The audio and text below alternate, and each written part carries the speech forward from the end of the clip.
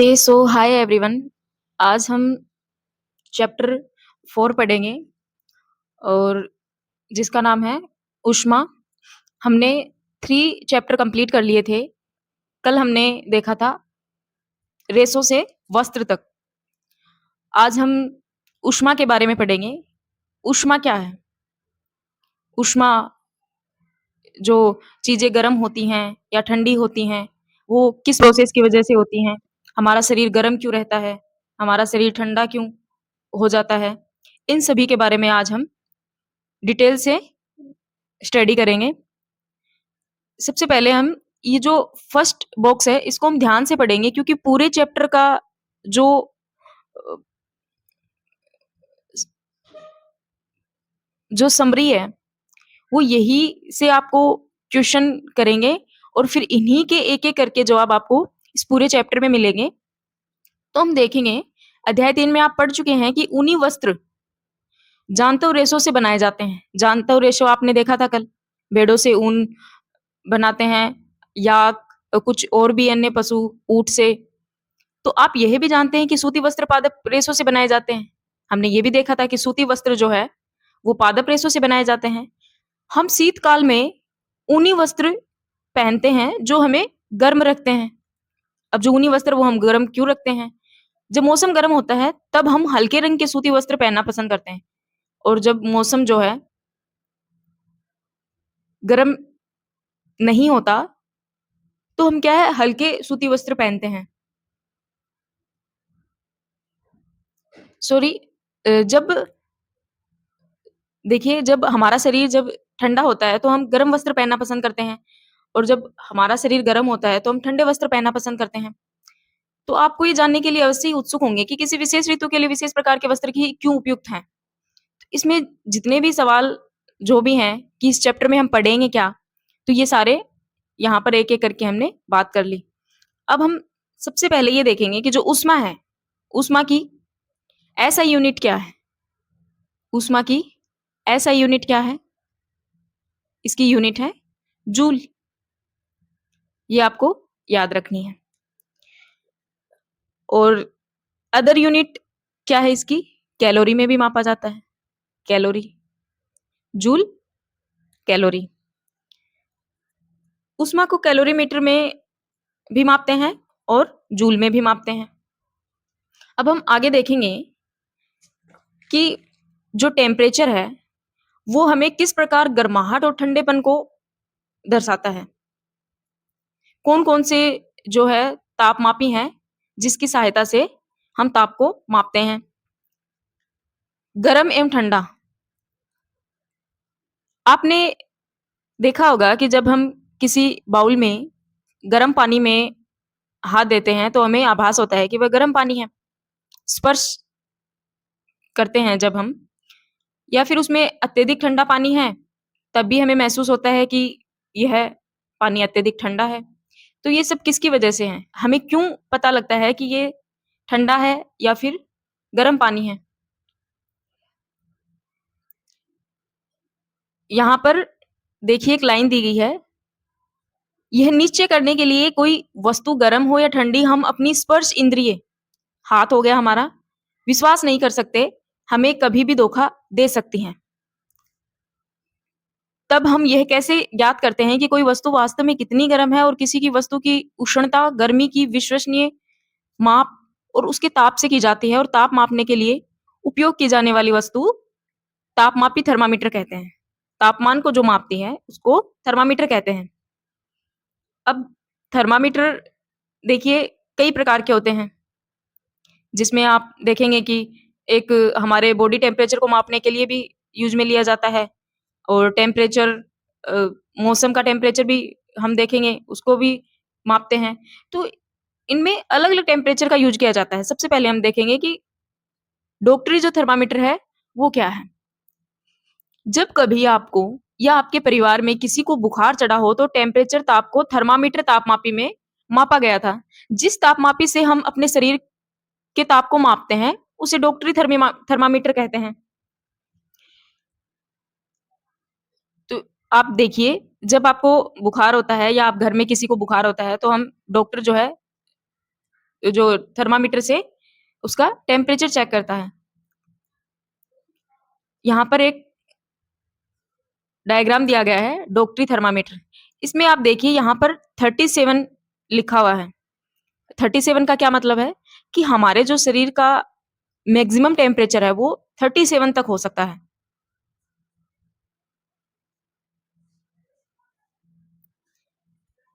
डॉक्टरी थर्मामीटर में एक लंबी, बारीक तथा एक समान व्यास की कांच की नली होती है और इसके एक सिरे पर बल्ब होता है। ये जो बल्ब आपको दिखाई दे रहा होगा, बल्ब में पारा भरा होता है।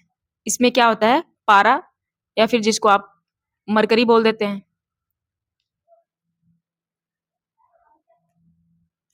बल्ब के बाहर नली में पारे की एक पतली चमकीली धारी दिखाई देती है। ये आपको एक धारी दिखाई दे रही होगी, ये जो लाइन है। यदि पारे की ये धारी आपको दिखाई न दे तो थर्मामीटर को थोड़ा सा घुमाइए, तब तक कि आपको उसमें धारी दिखाई न देने लगे। थर्मामीटर पर आपको ताप मापने का एक मापक्रम जो है स्केल की दिखाई देगा। उपयोग किया जाने वाला यह तापक्रम सेल्सियस स्केल या फिर जिसको सी से प्रदर्शित किया जाता है। हमने बात कर ली कि जो हमारे शरीर का टेम्परेचर मापने का ये डॉक्टरी थर्मामीटर यूज में लिया जाता है। फिर आगे हम देखेंगे कि जो डॉक्टरी थर्मामीटर है इसकी रेंज कितनी होती है। 35 डिग्री सेल्सियस से 42 डिग्री सेल्सियस तक माप सकते हैं। मतलब ये है कि हमारा शरीर का जो टेम्परेचर है वो 35 डिग्री से नीचे भी नहीं होना चाहिए और 42 डिग्री से ऊपर भी नहीं होना चाहिए।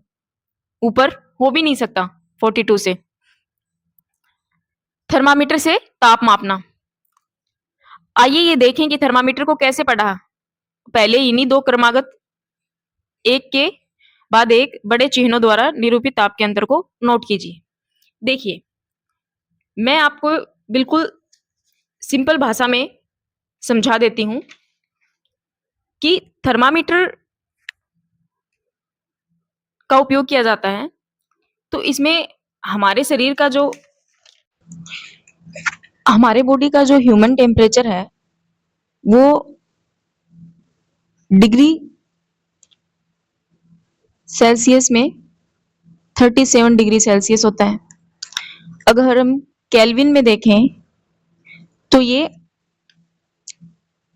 37 डिग्री सेल्सियस प्लस 273 कितना हो गया? 310 केल्विन होता है। जब भी आप डिग्री सेल्सियस से केल्विन में चेंज करें तो आपको प्लस 273 करना है, और जब आप केल्विन से सेल्सियस में चेंज करें टेम्परेचर तब आपको माइनस 273 करना है। अब आप देखिए फ़ारेनहाइट में कितना होता है टेम्परेचर? 98.6 degree Fahrenheit. तो ये तीनों ही हमारे बॉडी के टेम्परेचर हैं।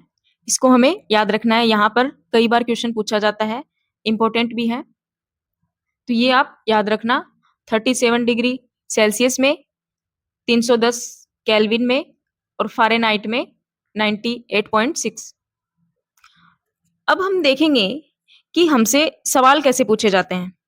आपसे पूछ लेगा कि डिग्री सेल्सियस से केल्विन में चेंज करो, या फिर केल्विन को सेल्सियस में, या फिर फ़ारेनहाइट को सेल्सियस में। जैसे भी क्वेश्चन आपसे पूछ सकता है। अब हम देखेंगे कि इसका एक फॉर्मूला होता है। इसका फॉर्मूला क्या होता है वो हम देखेंगे।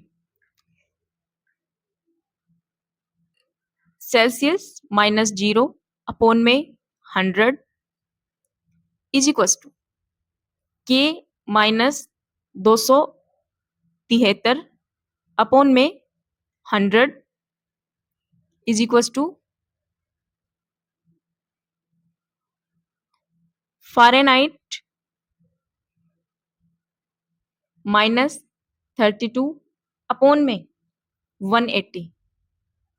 ये हमारे पास एक फॉर्मूला होता है जिसकी सहायता से हम टेम्परेचर को माप सकते हैं और हमसे अगर टेम्परेचर केल्विन में दिया गया है तो हम उसे फ़ारेनहाइट में भी चेंज कर सकते हैं। मैंने अभी आपको बताया कि आपको जब भी सेल्सियस में टेम्परेचर दे रखा हो और केल्विन में चेंज करना हो, तो आपको एक तो या ये आपको लेना है और एक ये आपको लेना है।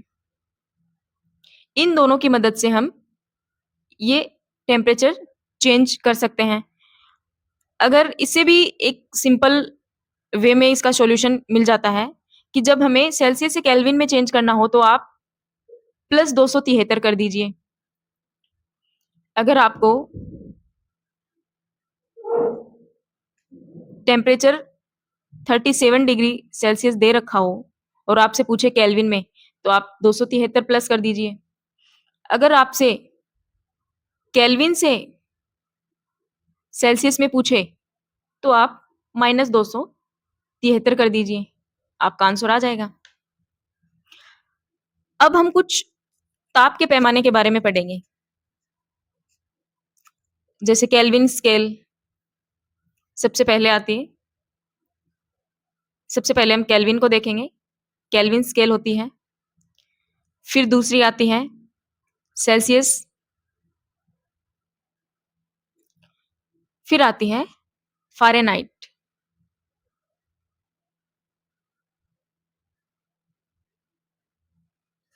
स्केल।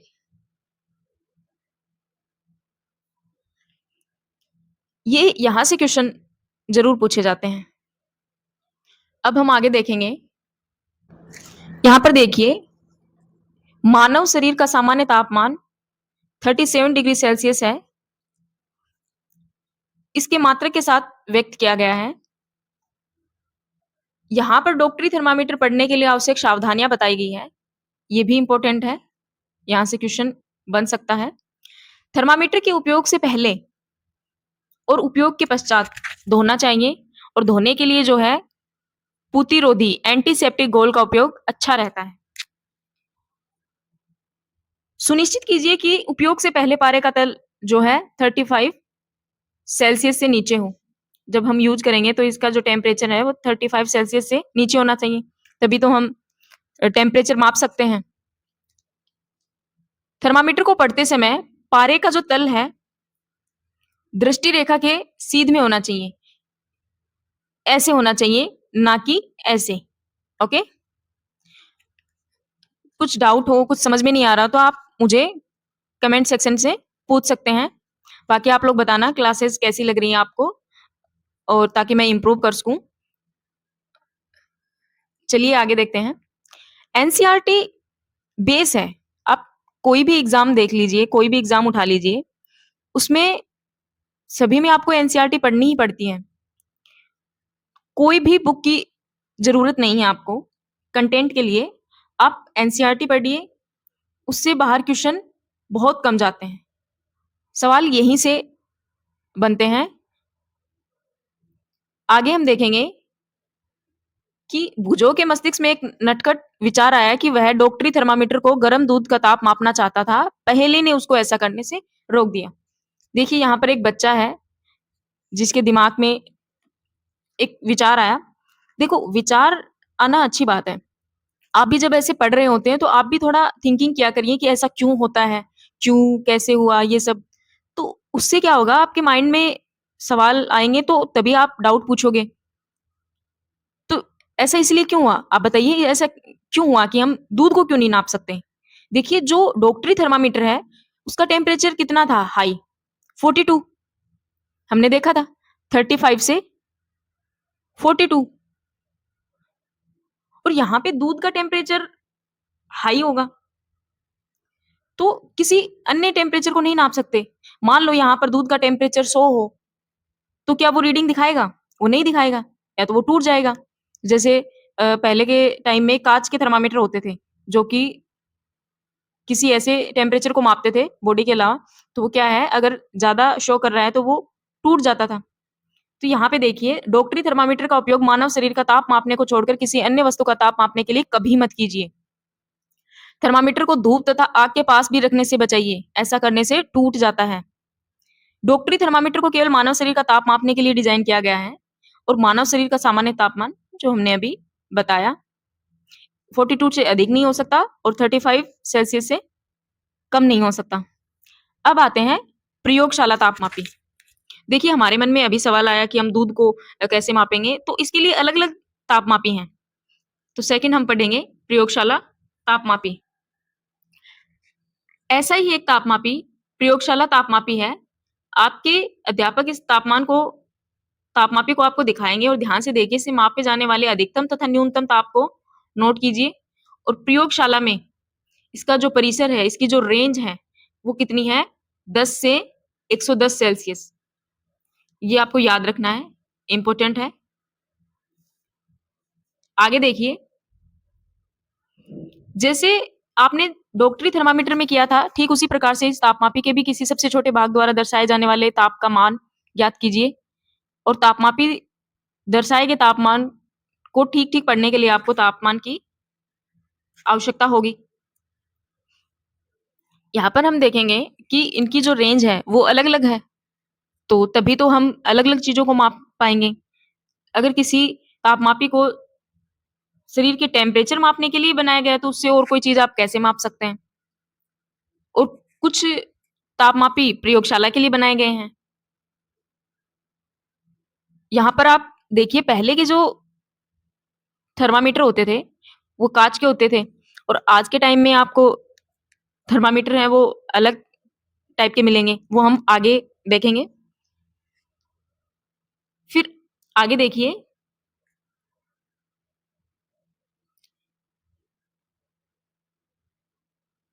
यहाँ पर दिया गया है, जो नए तरीके का थर्मामीटर है, वो यहाँ पर बताया गया है कि तापमापी के पारे के प्रयोग के विषय में अनेक चिंताएँ हैं। पारा एक विषाक्त पदार्थ है और यदि तापमापी टूट जाए तो इसका निपटान अत्यंत कठिन है। आजकल अंकीय तापमापी डिजिटल थर्मामीटर उपलब्ध है, जिसमें पारे का उपयोग होता ही नहीं है। ये यहाँ पर ये नया थर्मामीटर दिखाया गया है, जिसमें पारे का यूज़ नहीं होता और यहाँ पर ये जो है पुराना थर्मामीटर जो यूज़ करते थे, जिसमें थर्मामीटर का प्रयोग होता है।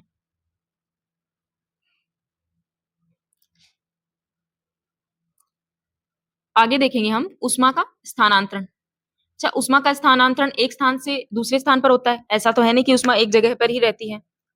तो वो किसके माध्यम से होता है? तो उसमें हम 3 चीज़ें समझेंगे। मैं आपको शॉर्ट फॉर्म में बता देती हूँ, उसके बाद में हम रि फर्स्ट है चालन।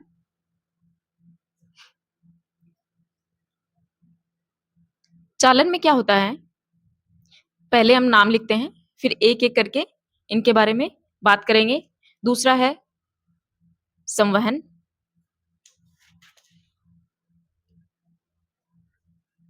और थर्ड है विकिरण। ये ऊष्मा के स्थानांतरण की विधियाँ हैं। चालन किसमें होता है? चालन ठोस पदार्थों में होता है और संवहन द्रव्य एवं गैस और विकिरण जो है वो निर्वात में। इसके लिए माध्यम की आवश्यकता नहीं है। तो हम देखेंगे कि जो चालन है, जैसे ठोस हमने बताया कि पदार्थों में होता है। जैसे अब देखिए कोई छड़ है लोहे की, ठोस बोला है ना? तो यहाँ पे लोहे की एक छड़ है। यहाँ पर हमने मोम लगा दिया और यहाँ पर एक मोमबत्ती।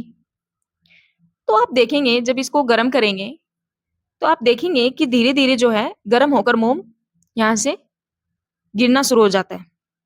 तो इस प्रकार से ये प्रोसेस होती है। ऊष्मा का जो पदार्थ है वो एक कण से दूसरे कण तक ऊष्मा का स्थानांतरण करता है और इसके एग्ज़ाम्पल होते हैं जैसे धातु के बर्तन में हम भोजन वगैरह पकाते हैं। फिर आगे हम देखेंगे संवहन विधि। आप सभी ने पानी गरम तो किया होगा, पानी गरम किया होगा। ये कोई बाउल है, इसमें आपने पानी गरम किया होगा, ठीक है? ये हमने हीट दे दी। पानी क्या लिक्विड होता है, और हमने देखा कि संवहन किन-किन में, लिक्विड और गैस में। तो पानी को गर्म करते हैं। अगर हम गैस की बात करें, तो जैसे हम रूम में हीटर वगैरह जलाते हैं, तो वो किसके माध्यम से? गैस के रूप में ही तो पूरे रूम को गर्म करते हैं। फिर हम देखते हैं विकिरण। विकिरण में क्या होता है? जैसे सूर्य का प्रकाश है, सूर्य का प्रकाश तो सभी जगह पर समान रूप से ही आता है, चाहे गरीब का घर हो या फिर अमीर का घर। तो आप देखेंगे कि इसके लिए निर्वात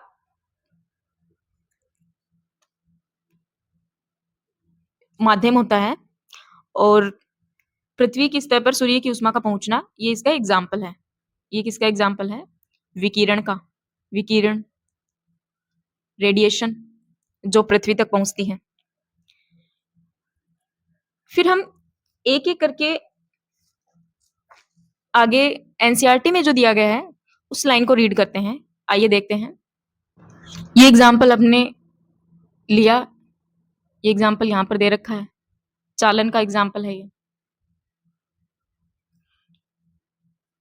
जो पदार्थ अपने से उस होकर ऊष्मा को आसानी से जाने देते हैं, उन्हें ऊष्मा का चालक कहते हैं।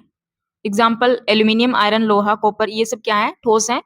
और जो पदार्थ अपने से होकर ऊष्मा को आसानी से नहीं जाने देते, उन्हें कुचालक कहते हैं।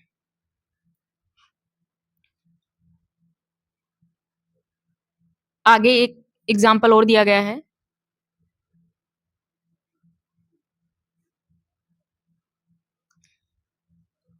संवहन का, जैसे पानी गर्म करते हैं, तो यहाँ पर यही दिखाया गया है। पानी गर्म हो रहा है, तो ये गैस लिक्विड फॉर्म में है। वायु में ऊष्मा का स्थानांतरण किस प्रकार होता है और धुआं किस दिशा में होता है?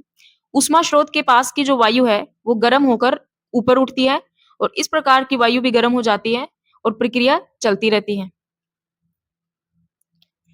यहाँ पर एक वायु में ऊष्मा का स्थानांतरण, संवहन, यहाँ पर एक मोमबत्ती का एग्जाम्पल दिया गया है। आप हाथ को गर्म महसूस करेंगे जब आप मोमबत्ती के पास में लाएंगे।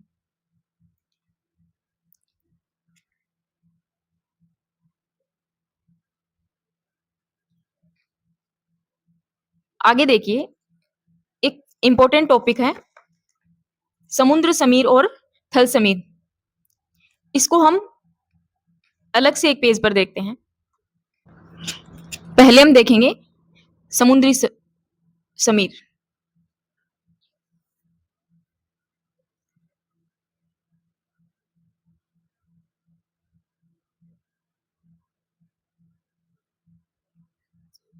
इसमें क्या होता है? ये जो होता है, ये डे के टाइम में होता है, और ये किसके एग्जाम्पल देख रहे हैं हम? संवहन, संवहन के, जो हमने देखा था कि ये किस में होता है? गैसीय और द्रव के रूप में। हम देखते हैं कि जो ये यहाँ पर हमारा जो भूमि है, या फिर जो लैंड है, स्थल, और यहाँ पर हमारा मान लो समुद्र है। यहाँ पर क्या है? समुद्र है।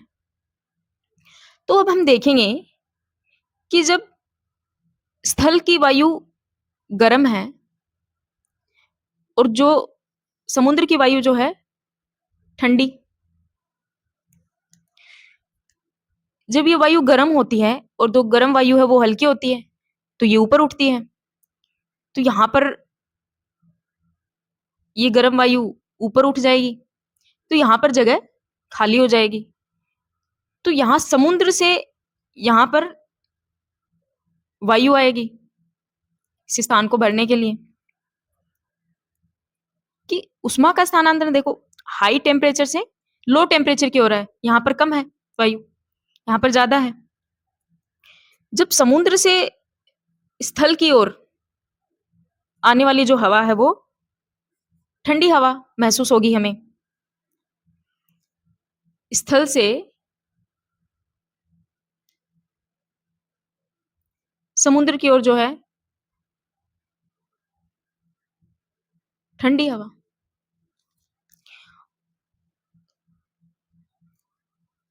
तभी कहते हैं कि जो समुद्र के पास में जो घर बनाते हैं, ये मान लो समुद्र है, मान लो ये समुद्र है। तो ये जो घर बनाया हुआ है, इसकी जो खिड़की है, वो समुद्र के इस तरफ होनी चाहिए, तभी आपको ठंडी हवाएँ मिलती हैं। आपने मुंबई वगैरह में देखा होगा, वहाँ समुद्र ही समुद्र है। तो वहाँ पर ऐसे घर बनाते हैं, तो खिड़की क्या है, समुद्र के मुख की तरफ होती है। इसी प्रकार से हम स्थलीय समीर के बारे में पढ़ेंगे। स्थलीय समीर में क्या होता है? इसके अपोजिट होता है। इसमें हम देखेंगे कि जो भूमि है, जो स्थल है और यहाँ पर जो शी है, समुद्र, तो भूमि जो है, ये नाइट के समय पर हो रही है प्रोसेस। तो भूमि जो है, वो ठंडी हो जाती है और समुद्र जो है, गर्म होता है। तो जो गर्म हवा है,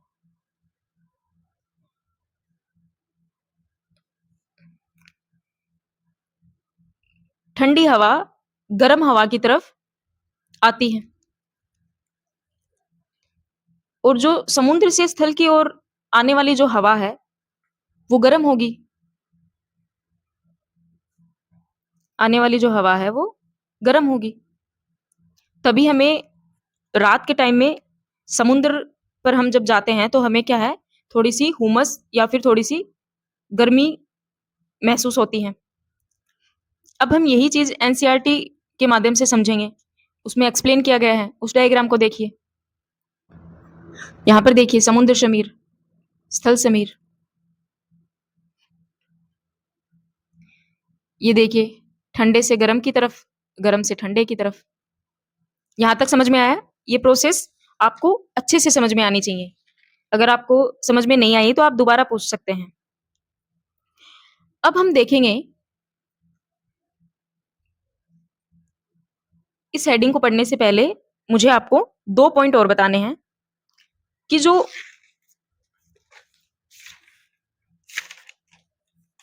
तापमापी है, वो हमने द्रव तापमापी देख लिया, डॉक्टरी तापमापी देख लिया।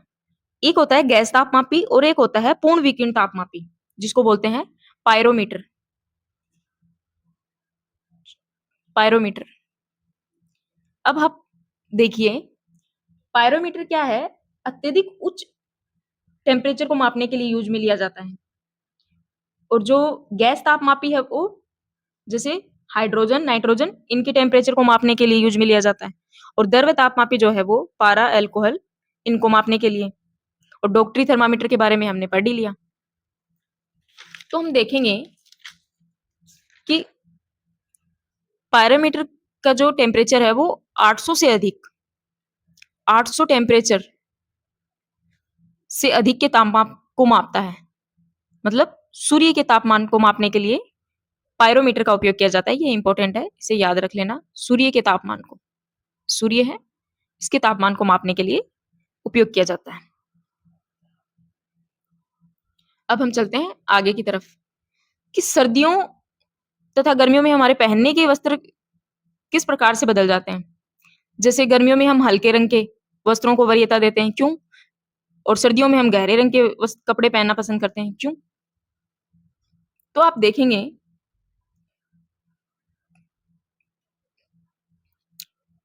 जो गर्मियों में सफेद और हल्के रंग के वस्त्र होते हैं, वो सर्दियों में गहरे रंग के वस्त्रों को पहनने से अधिक आरामदायक क्यों प्रतीत होते हैं?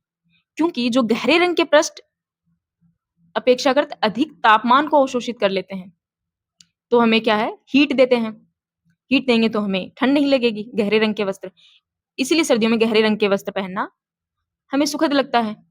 और हल्के रंग के वस्त्र, कपड़े हम पहनते हैं, तो उष्मीय विकिरणों के अधिकांश भाग को परावर्तित कर देते हैं। इसलिए गर्मियों में हमें हल्के रंग के वस्त्र अधिक आरामदेह होते हैं। तो ये चीज आपको समझ में आई। सर्दियों में ऊनी वस्त्र हमें उष्ण क्यों बनाए रखते हैं? यही बात फिर से की गई है सर्दियों में, क्योंकि देखिए, ऊन के बीच में वायु फंसी या ट्रैप रहती है। यह वायु हमारे शरीर के ऊष्मा को ठंडे परिवेश की ओर विकसित होने से रोकती है। सर्दियों में हमें ठंड से ही तो बचाना है, तो ये क्या करती है, बीच की वायु फँस जाती है ऊन के वस्त्रों में और हमें गर्माहट मिलती है। एक क्वेश्चन है कि मान लीजिए सर्दियों में आपको एक मोटे कंबल अथवा एक के ऊपर एक जुड़े 2 पतले कंबलों में से किस एक का चुनाव करेंगे? उपयोग करने की छूट हो तो इनमें से किसको चुनेंगे? कि भई आपको सर्दी से बचने के लिए आप किसको चुनेंगे? बताइए आप।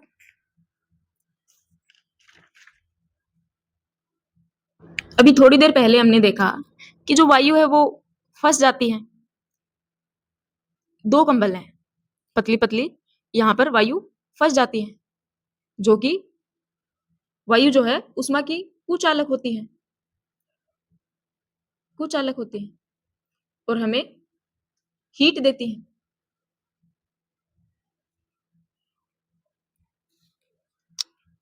आगे कुछ की पॉइंट्स दिए गए हैं, हमने सारे पढ़ लिए हैं। सेल्सियस स्केल, चालन, चालक, संवन, कुचालक, अधिकतम न्यूनतम तापमापी, ऊष्मारोधी, ये सब इम्पोर्टेंट हैं।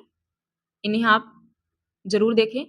आगे समरी दी गई है, ये हम सब पढ़ चुके हैं। आप इसे दोबारा से रिवाइज़ कर लेना ताकि आपका रिवीजन हो जाए। अब हम कुछ क्वेश्चन की तरफ चलते हैं।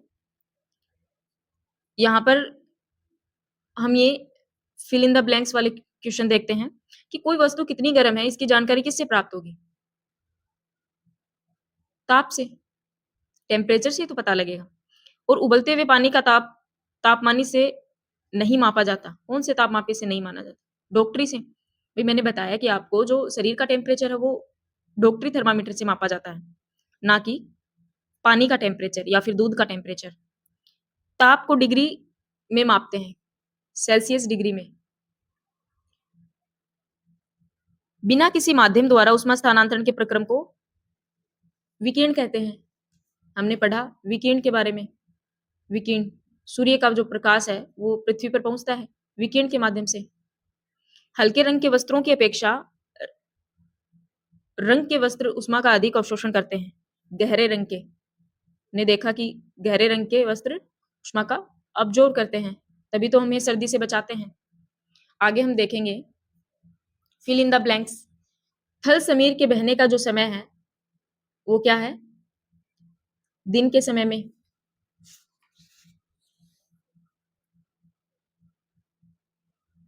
सॉरी, जो थल समीर के बहने का समय हमने देखा था, वो रात के समय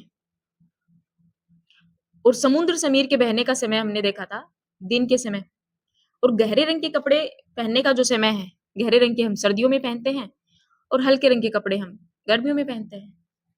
ये ईज़ी पीज़ी से क्वेश्चन है, आप इसे देख लेना।